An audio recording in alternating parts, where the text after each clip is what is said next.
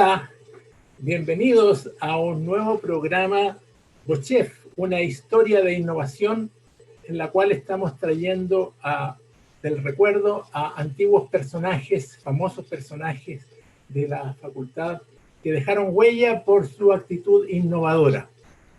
Quiero reconocer que este programa se realiza con el auspicio de la Dirección Académica y de Investigación de la Facultad de Ciencias Físicas y Matemáticas y de la Biblioteca Central.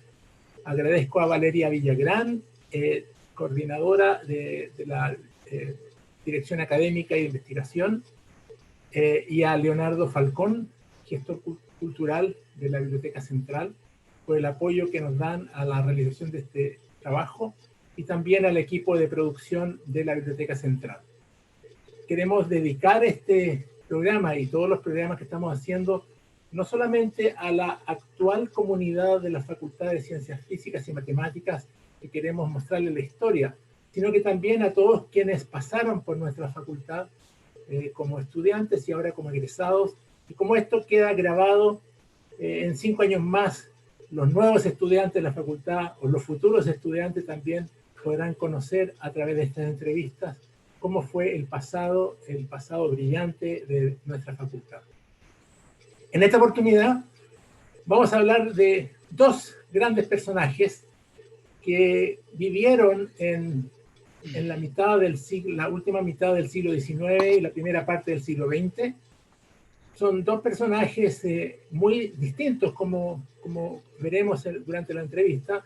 Quisiera compartir ahora un par de imágenes para presentar a estos personajes. Ahí están. Bueno, no lo puedo, ahí están. Se trata de Arturo Salazar Valencia, nacido en Andacollo en 1855 y fallecido en Santiago en 1943. Y el profesor Luis Ladislao Seger Recasens, nacido en Santiago en 1849 y fallecido en Francia en 1925. Son dos personajes muy distintos, como dije. Uno, Arturo Salazar, se le reconoce como el padre de la ingeniería eléctrica, y vamos a ver por qué es así.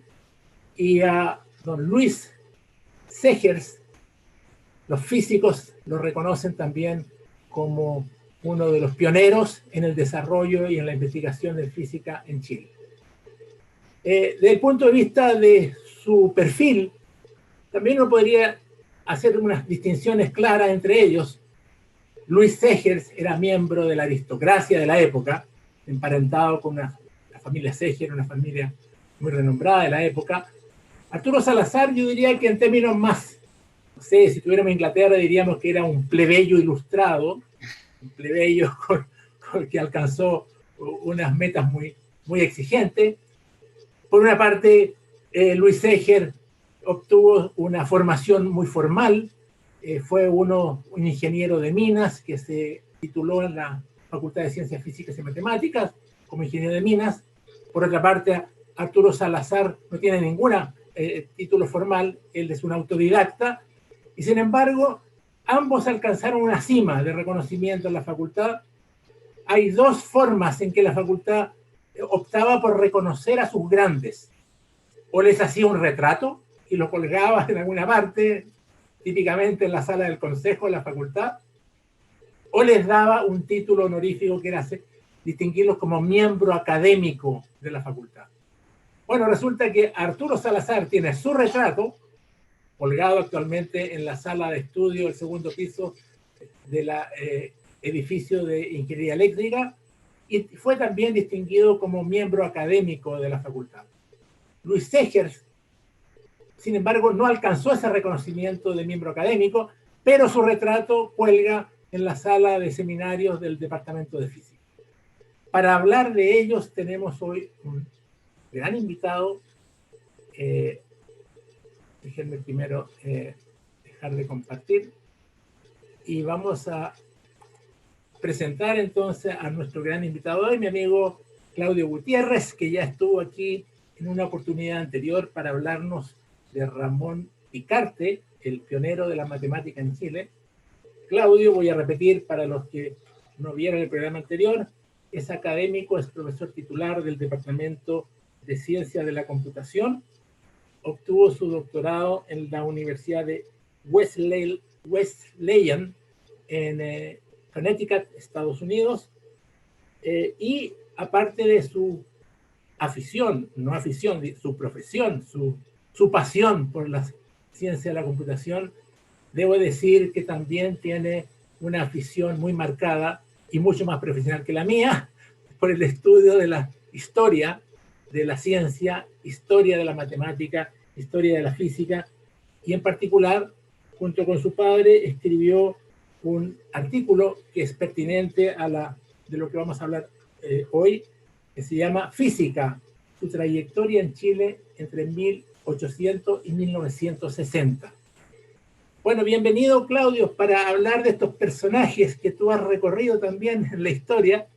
Y quisiera partir preguntándote estas diferencias de las cuales yo mencioné entre Salazar y Segers. ¿Cómo las caracterizarías tú? Hola, Patricio. Buenos días y un saludo a todos quienes están viendo o van a ver este programa, que esto es asincrónico. Interesante, mira, los dos personajes son tremendamente interesantes, son dos trayectorias, para los estudiantes puede ser muy interesante, son dos trayectorias muy distintas respecto de formación en el área de física, industrial, en el caso de Salazar, en el caso de área de física más teórica, en el caso de Segers, ¿sí? Segers tiene una trayectoria muy normal, digamos, ¿sí? Él es hijo de una familia muy destacada, digamos, su tía es Isidora Segers, el padre es un ingeniero muy reconocido, tiene otro hermano ingeniero que es profesor también de la facultad, él estudia, se titula de ingeniero de minas y luego, digamos, entra inmediatamente en el circuito académico, ¿sí? Claudio, podríamos decir entonces que Segers cuando niño recorría los palacios de Santiago. Segura, absolutamente. Él se crió en ese ambiente, ¿sí? Nada le debe haber sorprendido de estas cosas. Y lo mismo de Europa. Cuando chico probablemente, no estoy seguro, pero seguramente viajó a Europa. Es decir, es una persona que es de las altas esferas, ¿sí? Es decir, es de la aristocracia santiaguina, ¿sí? Y bueno, y él estudia, hace una trayectoria muy común, hijo de académico, se queda en la academia, lo mandan a estudiar, el gobierno lo manda a estudiar en 1876, ¿sí? Lo manda a estudiar a Europa, ¿sí? Con Claudio, los mejores... Claudio, también hay que decir que siguió los pasos de su hermano mayor, que también estudió ingeniería de minas, José Segers, que también fue ingeniero de minas, así que tuvo algún modelo por ahí en la familia de por qué ir a estudiar ingeniería. Claro, bueno, y de hecho tuvo el modelo del hermano José y de su padre, digamos, que también era profesor de física, ¿sí? El ingeniero, pero era profesor de física del Instituto Nacional, que era lo que hacían las clases en ese momento, los cursos, digamos. Recordemos que la universidad era solo academia. Bueno, entonces nace instalado, ¿sí? Este es como, uno podría decir un poquito jugando esta frase de Don Meiko, ¿sí? Segers de los que desde la cuna están destinados a los grandes puestos de la República, ¿sí? Bueno, Salazar es otro cuento, ¿sí? Salazar primero es de provincia, pequeño detalle no menor, yo también soy de provincia, entre otras cosas, hay muchos provincianos acá que no nos gusta nada Santiago. Bueno, él es de provincia, su padre es ingeniero también, ¿sí? Pero lo pierde muy joven, ¿sí? A los 15 años pierde a su padre y tiene que entrar a trabajar. Él era un alumno muy destacado ya en el estudio de los padres franceses en Viña, en Valparaíso. Y tiene que entrar a trabajar muy temprano, ¿sí? Y entra a trabajar ¿cómo se llama? En Valparaíso, en diferentes compañías, ¿sí? Y ya ahí empieza a destacar por su ingenio, ¿sí?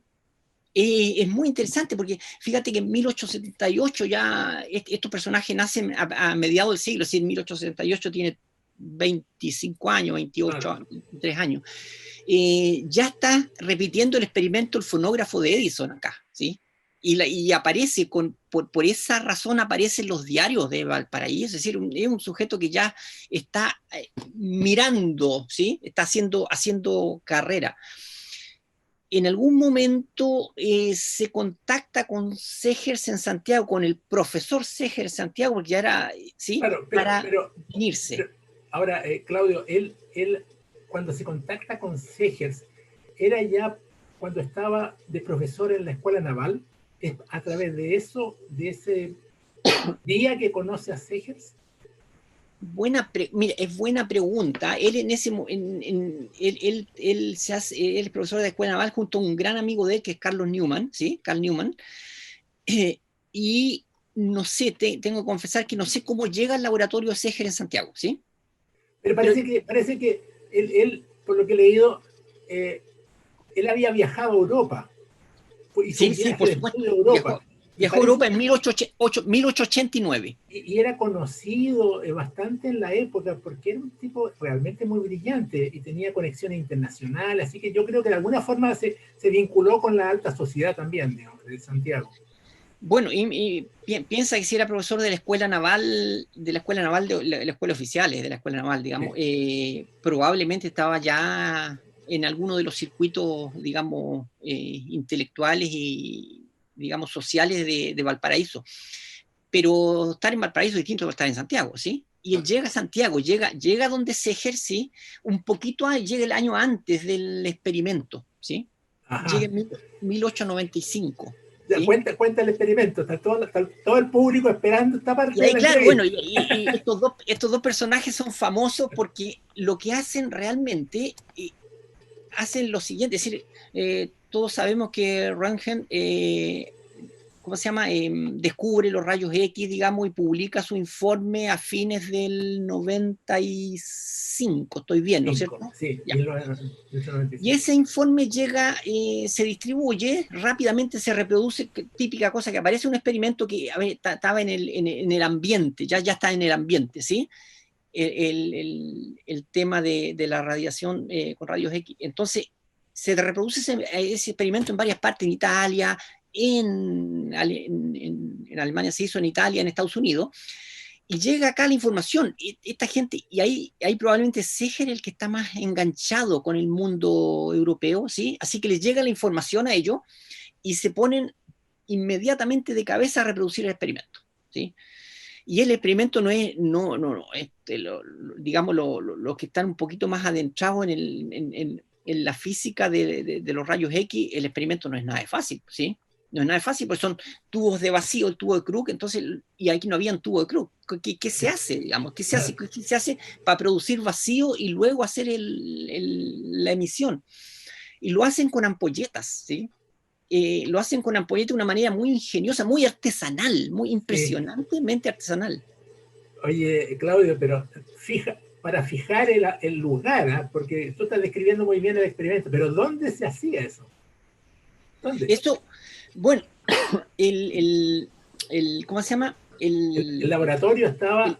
El, no sé si tú tenías una imagen del laboratorio, ¿no? Bueno, yo tengo, la voy a mostrar, pero no es yo no sé si será esa la imagen del laboratorio, un laboratorio donde estaba Seger, pero todo esto ocurría en la casa central de la Universidad de Chile. Ahí estaba el laboratorio de física, digamos. No sabemos dónde físicamente, en cuál rincón, en qué patio, los dos patios estaba, pero en algún lugar de la casa central ocurrió ese experimento. Exactamente, porque recordemos que la facultad nuestra es de principios de los años 20, ¿sí? Estamos hablando de 1896, estamos Claro, hablando de febrero de 1896, ¿sí? ahí la facultad funcionaba en la casa central. Claro, y bueno, ahí está el experimento de haber tenido una salita por ahí, alguna esquina, ya imagino yo, cerrada, con todo el ambiente así de genio loco de esa época. Los dos eran igual, más, yo diría más Salazar que Seger, ¿sí? Entiendo Seger, que tenía el apodo del loco Salazar. dicen que le decían así, pero y probablemente con justa razón, porque tenía una cantidad digamos, era divergente en muchos sentidos. Bueno, y probablemente Seger ponía un poquito de cordura y un poquito de la teoría, digamos, y entre los dos formaron un equipo espectacular, digamos, ¿sí? Que lograron sacar una radiografía, ¿sí? en un tiempo casi récord. Digo casi récord porque, ojo, ellos tienen en contra, las comunicaciones en ese momento demoraban en llegar, ¿sí? Claro, así que por uno supuesto. no puede decir, uno dice, mira, los italianos sacaron esto un mes después, perfecto, no, pero, y aquí hay que sumarle a ese mes el tiempo que demoraba esto en llegar, digamos, la información llegar a Chile, ¿sí? Y sacan el informe eh, y lo sacan, hacen el experimento, por supuesto, tremendo experimento, ¿sí? Y lo publican en una revista. Esto es muy interesante porque podemos hablar un poquito de eso después, Patricio, de las La revistas revista, alemanas y francesas que había sí, aquí, ¿sí? claro. Y ellos lo publican en una revista de la Sociedad Scientifique du Chili, ¿sí? Sí, estoy tratando pero ahí está. Mira, ahí está. Ahí está la Y tú imagen, puedes ahí hacer, está. abajo está la referencia, pero tú puedes hacer aquí el comentario de qué es lo que estamos viendo, porque estamos viendo algo bien, bien especial. Si la gente mira el lenguaje, así que habla de... Bueno, aquí ya, este es un informe que está, por supuesto, sesgado por Salazar, está escrito por Salazar, digamos, que Sí, entre sus invenciones tenía lo que él llamaba la escritura, ay diablo, ¿cómo se llamaba? racional, Escritura racional, ¿sí? racional. Racional, y aquí dice, al recibirse aquí en febrero último los primeros anuncios sobre el descubrimiento de Röntgen, vimos que no era posible repetir los experimentos de este físico por no existir acaso en todo Chile un solo tubo de Crookes. Imagina, ahí partimos pero recordando al mismo tiempo ciertas cualidades de las lámparas de cadencia, que son esencialmente ampolletas, generalmente llamadas de Edison, pensamos que la producción de los rayos Röntgen podía prescindirse con éxito de los tubos de Crookes u otro análogo, y realmente lo hacen, ¿sí? Y lo hacen y logran esta imagen que es la mano de Segers, ¿sí? Esta imagen que después recorrió el mundo y que después cuando se cumplen un aniversario hace poco de los rayos X, nombran esta imagen en Alemania, así como una de las Yeah, uno de los claro. grandes logros, ¿sí? Y está publicado en las actas de la Sociedad Científica de Chile, que es unas actas de una sociedad francesa. Eh, Y eh, luego eh, hay otro informe paralelo de este de Segers en los anales de la Universidad de Chile. sí, quería justamente mostrar, este es el informe de Segers que lo publica en los anales un año después, más o menos, un año después, en una conferencia que da en la Casa Central, en el Laboratorio de Física. Él da esa conferencia el 16 de noviembre del año 1897. Ahora, curiosamente, muestra otra imagen que la obtuvo en el laboratorio y está aquí al lado izquierdo, y abajo dice mano inflamada y trozo de aguja en el dedo anular. Ahí está el trozo de la aguja. Radiografía hecha en el laboratorio de física general de la universidad en 3 minutos aproximadamente. Y presenta este larga artículo, es bastante largo, tiene muy, muy descriptivo de cómo se llegó a descubrir los rayos X, hace una recapitulación, menciona a muchos científicos, pero curiosamente no nombra a Salazar. Salazar queda perdido en esta publicación. Yo creo que en la actualidad lo habrían demandado por ni siquiera incluirlo en los agradecimientos a sus socios. En cambio, y curiosamente, él agradece, Salazar agradece a Carl Neumann, o Newman, no sé cómo se llama, ¿Newman era? Newman. Newman, el amigo, que era amigo de Salazar, era muy amigo de Salazar. Y en esta publicación del año 97 agradece justamente a Newman. Así que ahí tenemos algunos elementos interesantes en la serie de Godin. Es interesante. Me gustaría como comentarte el ambiente que había, porque es bueno para saber, digamos, es curioso esto que decías tú, quizá uno podría pensar hay una disputa científica ahí entre Salazar y Segers. Eran dos personalidades muy distintas, ¿sí? No sabemos muy bien, hasta el momento, digamos. Yo creo, Claudio, que después de esa aventura juntos, yo no sé de ningún otro esfuerzo de colaboración entre ambos. Yo creo que cada uno siguió su camino. Segers en la física editó un volumen sobre física general que parece que fue referente por muchos años como el texto de física que se usaba en Chile. Y por otra parte, Salazar derivó más bien a impulsar la ingeniería eléctrica. Ya en el año 1913 encontré que en los actas del Consejo de la Facultad hay una proposición de Salazar de crear la ingeniería eléctrica, que no es aceptada, simplemente se aceptó como una especialización de la ingeniería de minas y de la ingeniería civil, 1913, y él propone incluso el plan de estudio. Así que yo creo que como que divergieron a partir de entonces. Probablemente sí. A ver, porque la física en general está compleja. Fíjate, Patricio, que estamos hablando de 1896, ¿sí? En ese momento había otra competencia. Es interesante porque aquí si uno quisiera hacer algunas contraposiciones, está la contraposición de, aquí ya vimos, ¿no es cierto?, de la provincia con el centro, de un poquito la oligarquía con el plebeyo, pero también está dentro de lo disciplinar, ¿sí?, algunas disciplinas que se van diferenciando, ¿sí? Salazar está empujando la ingeniería eléctrica, después termina el año 22 haciendo la primera transmisión radial en el Sí, país, también, ¿sí? también fue impresionante, él fue. Es un sujeto que realmente está en otro planeta, digamos. Sí. Pero respecto de la física, es interesante porque aparecen físicos alemanes en esa época, ¿sí? Fíjate que recién se había creado el pedagógico en 1889, ¿sí? Bueno, llegó el grupo de los alemanes. De los alemanes, claro, de los alemanes, que era gente que tenía muchos cartones, Sí, digamos, sí. y mucho enganche con Europa. Acá llegó un físico Sí. famosísimo, digamos, que era Ziegler, Wilhelm Ziegler, ¿sí? Ziegler, claro, Ziegler, Ziegler. ¿sí? Y que fíjate que publicó, él está completamente conectado con la ciencia alemana, con la ciencia europea, ¿sí? Así que estos otros personajes aparecían como un poquito de lado, así como empiezan a ser sobrescritos, ¿sí? Sí. Y de hecho, esta ingeniería que estamos conversando, la ingeniería perdón, es la física que se desarrolla en la escuela de ingeniería.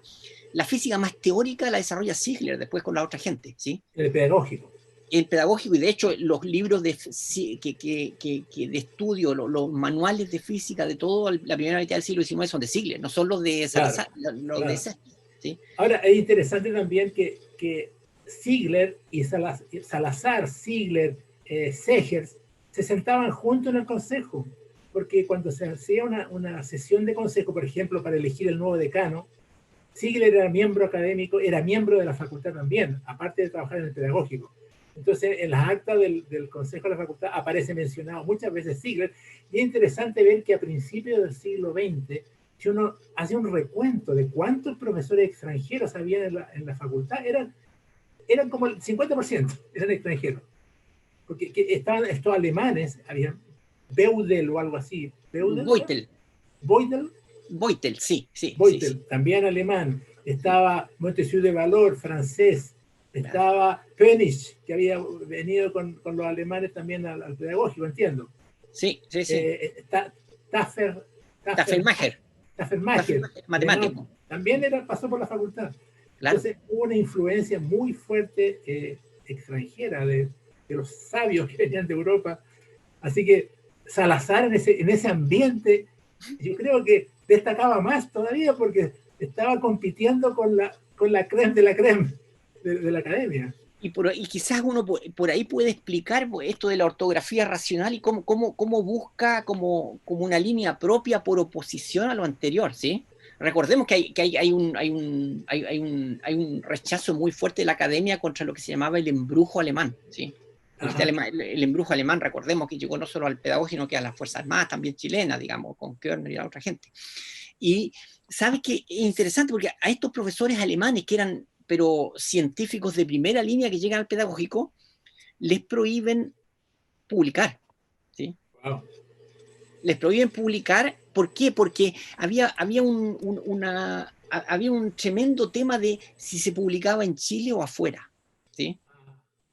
Y cosa que a nosotros nos resuena de nuevo, ¿no es cierto? Sí.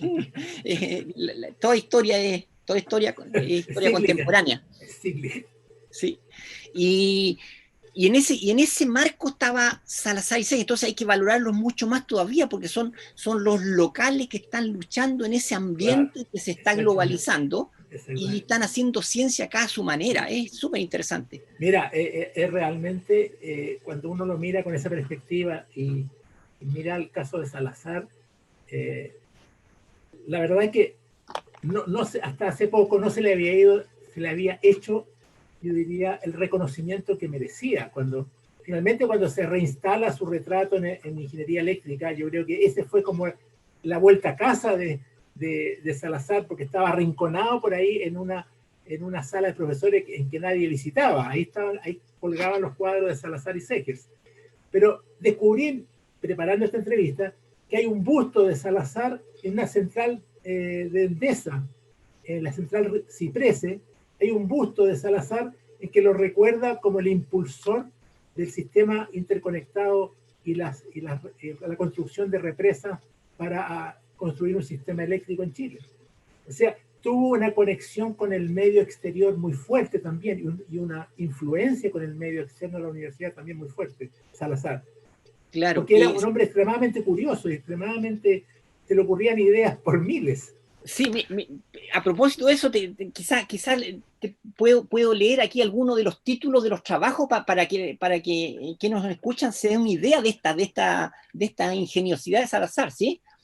A ver, en 1866, resultado del examen clínico y bacteriológico de algunas aguas de Chile. Él estaba estudiando después el nota sobre el espíritu del cólera asiático, examen químico y bacteriológico de las aguas potables. Estamos por los mismos años. Informe sobre el agua de la Quebrada Verde, el hielo que se consume en Valparaíso, sobre la conservación y solución del ácido sulfúrico, el aire en el Teatro de Oni Victoria, la oxidación de H2S disuelto en agua, el anhídrico carbónico en algunos locales cerrados y habitados, nota sobre la inestabilidad del ácido oxálico, wow, es que no se puede leer la ortografía de Salazar, disuelto en agua, el aire en algunas prisiones de Valparaíso, estudio higiénico sobre el aire, costo comparativo en Chile del gas y la electricidad. Y después, informe presentado por el gerente del Consejo Directivo de la Compañía de Gas de Valparaíso, cálculos sobre las cañerías de agua, transmisión eléctrica y potencia a largas distancias, y de ahí se deriva lo eléctrico. Fíjate que estamos, pero con una amplitud de... Sí. Y todos problemas, ojo, muy aplicados a lo que se estaba viviendo. Fíjate, está haciendo el análisis sobre el aire en las prisiones, el aire en los teatros, digamos que había un poquito de... Es muy, muy interesante, ¿sí? Sí. Muy interesante. Bueno, mira, podríamos continuar conversando mucho rato, pero ya se nos pasó el tiempo.